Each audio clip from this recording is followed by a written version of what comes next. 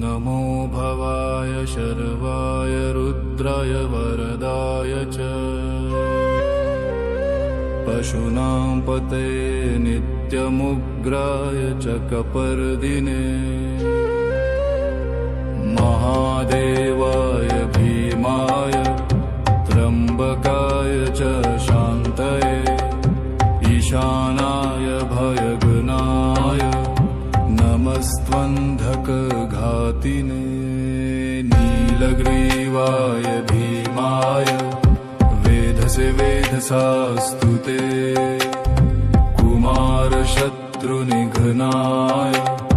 कुमारजनकाय च